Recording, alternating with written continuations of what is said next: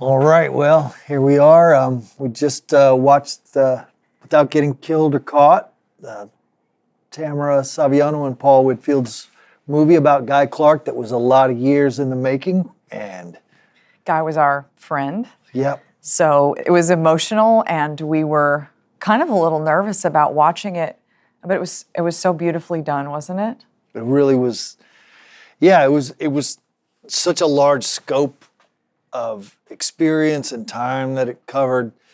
I don't know, it made me miss them a lot. I felt like I got to know them both better and I felt oddly like I kind of got to know Townes, whom I never met. Yeah.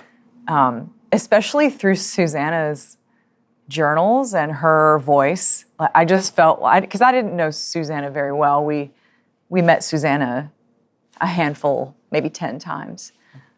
Well, she was still kind of living in her bed when I met her. Yeah. Well, same here. When I first started going over to Guy's house, Susanna was just, I could see her legs through the door, so her legs were on the bed and she was in there watching the TV really loud. But I remember one time getting over there, and she knew us because we would bring them strawberry rhubarb pies from Threadgill's in Austin. Yeah, and barbecue from Ruby's Barbecue. And Wolf brand chili. Cans of Wolf brand chili, which that was Guy's favorite kind of chili. And we found out like years later that you can actually buy that in Nashville. Yeah. He liked having us bring him a can of, a 12 pack of chili. But we would get there to their house, and Susanna would say, "Come on in." And Noel would say, "It's Noel and Brennen." And she'd yell through the bedroom door, "It's Brennen and the pie guy." She'd call you the pie guy. But one of the other funny things was, we'd say, "Hey, it's Brennen and Noel." She's just here to see Guy. "Don't look under my bed." It was something else.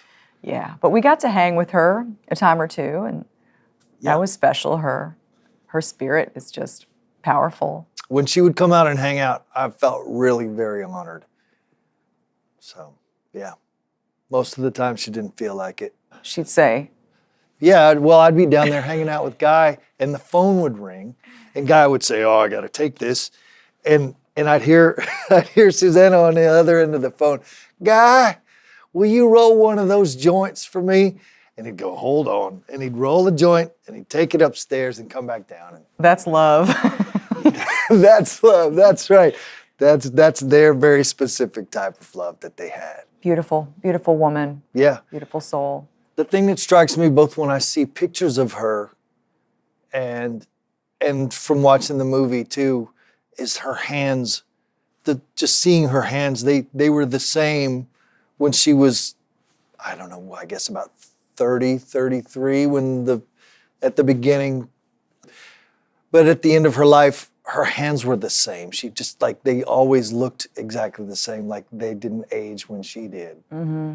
It's funny you would mention her hands because I always noticed Guy's hands. Yeah. And when I first met him, I'm tall, I'm like 5'10", and I have long hands. And he shook my hand the first time we met, and it was like his hand dwarfed my hand. He had these big, beautiful hands with that ring. And I just realized when you were telling that story about shaking Guy's hand, Guy would never let me shake his hand. He would always just grab me with the big hug. Huh? Well, later, I guess he was a hugger. The last time I saw him, he gave me a little kiss, which was sweet. He loved you. Yeah, well, same with you. I think he loved you because you all had the same sort of original vernacular. That the West Texas connection and the South Texas connection. He liked people that were of his home, and he loved your writing. Which is tremendously flattering for me. And Guy, I had a small part of Guy's life, but Guy had a big part of my life, a big impact on my life. And he's the reason that we're here in Nashville. He's probably a lot of the reason why I just stuck to songwriting over the years. Because it's a tough trade sometimes. Yeah, well, he believed in you, and with the people that he believed in, there was no length he would not go to stick his neck out for us.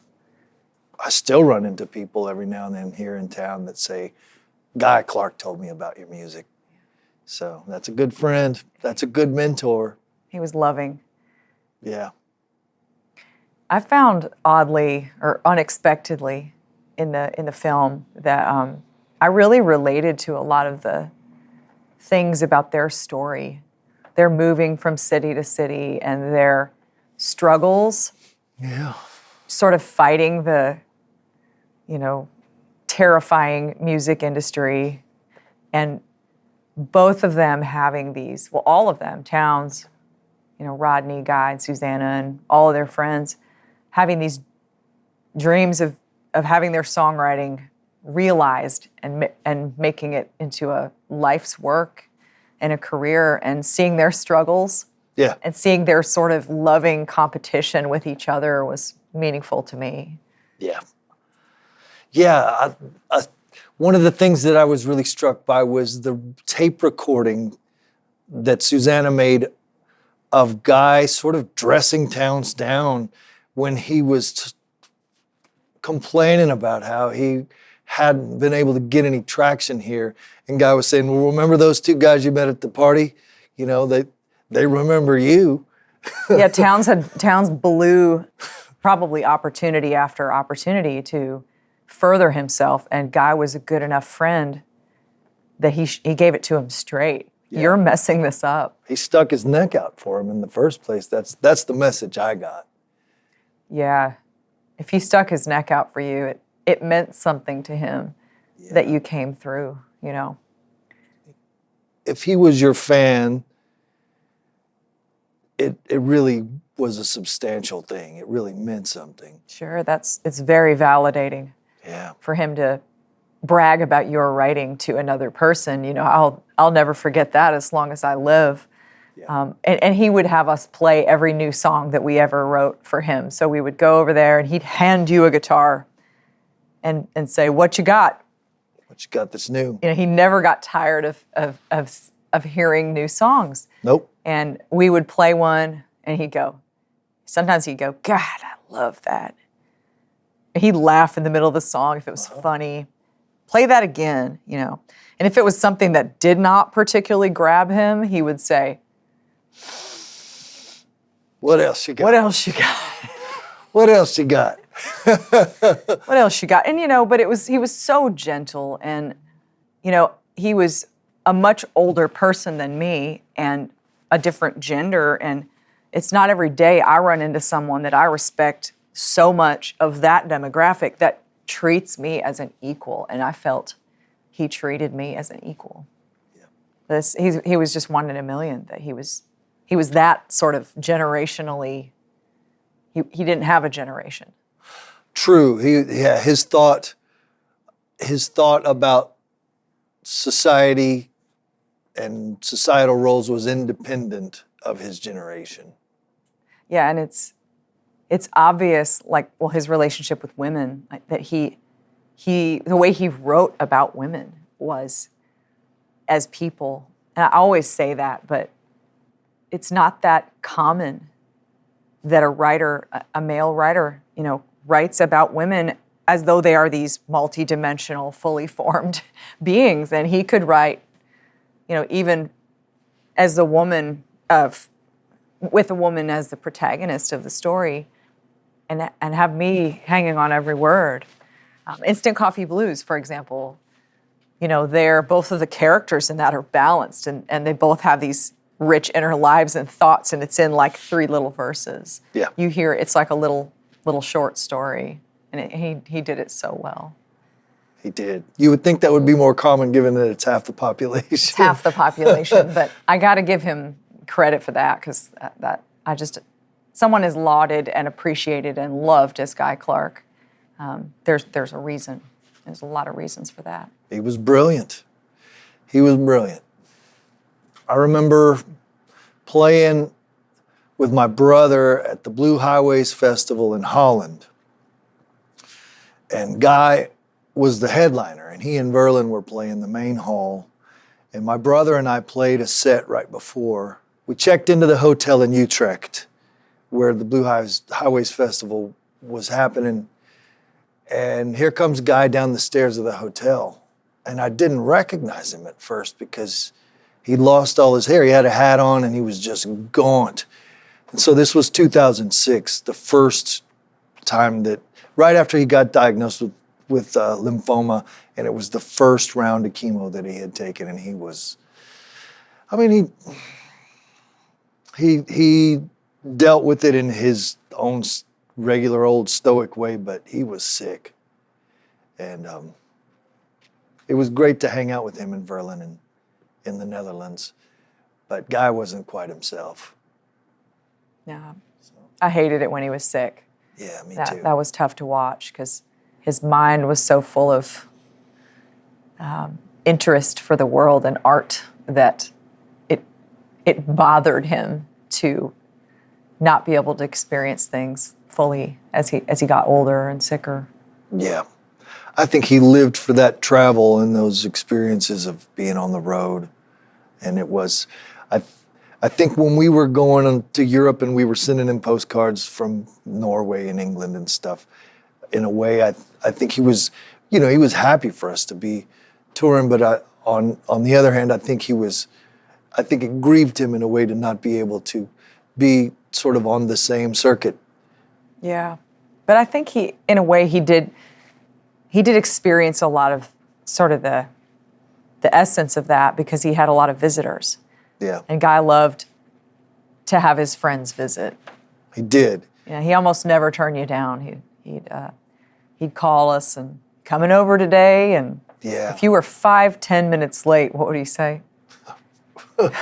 We're waiting all day for you. Waiting all day for you. You'd be kind of mad. Where the hell you been? Yeah, you don't be late for Guy Clark's house. I know. Yeah, he could be impatient. So he and I built a guitar. I brought it. If you want to have a look at it in a minute. He and I built a guitar, and it took a while from the inception. When one day he was just I just expressed some desire. I'd already worked at Collings Guitars for a little while, which is a factory that builds really high-end, nice guitars, really great ones. But building one individual guitar with Guy Clark, that's what I wanted to do. And so he was sitting there smoking. He said, "So you want to build a guitar, huh?" And so we just sat there and mapped it out. And it took a few years to kind of get it all the way. Well, it didn't get finished until after Guy died. I finished it myself after he died. It took me a little while to kind of get the nerve to open up the case and really start looking at what was going to come together to finish it. But Guy was a little bit less patient with me about guitar building than he was about songwriting. So. Yeah, he said you were going too fast. I remember one of those days when he was cranky, and that was one of those. You guys days. were kind of you're not butting heads, but you had a different opinion of the way that things should be done. And he grumbled to me. I don't know if I told you. He said he's going too fast. Yeah. Yeah, but you both, I think, got to spend time together, and that was the important thing. That was really the point. Yeah. El Tahin turned out great. Yeah. I want to grab it.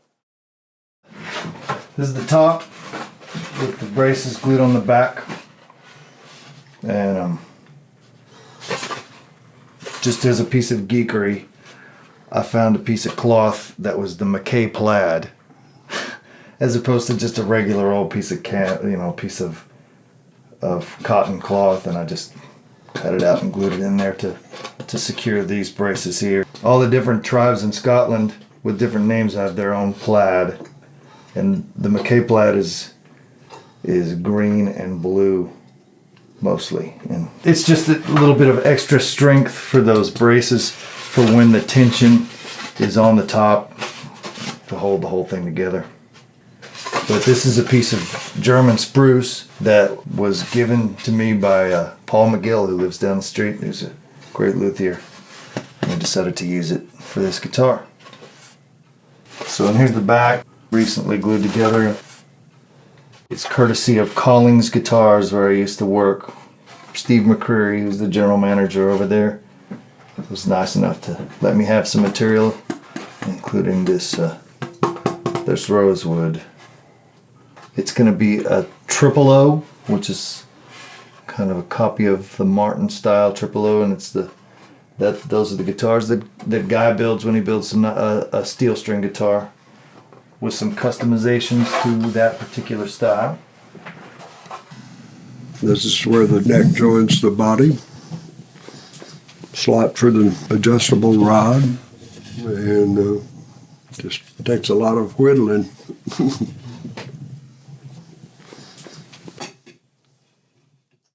Okay, so this is a case that Guy gave me. And it's an old Carlton case from the old English days when they were made in the United Kingdom. And this is the guitar that Guy and I built together. And Did y'all do the thumb thing on the inside? yeah, I did the bloody thumbprint on the label on the inside like Guy did for his. I asked his permission if I could copy his headstock design, and he said, "Oh yeah, sure."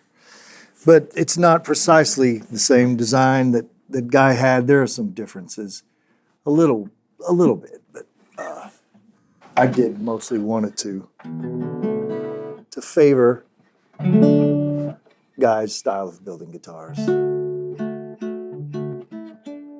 So that's it.